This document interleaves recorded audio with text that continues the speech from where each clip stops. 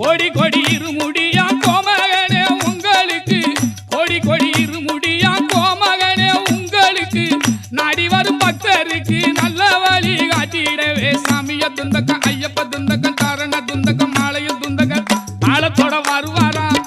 ஐயப்பன் வருவாரா அவன் வருவாரா வரமாட்டாரா அவர் தயவை கேளுங்க வரம் தருவாரா தரமாட்டாரா அவர் தயவை கேளுங்க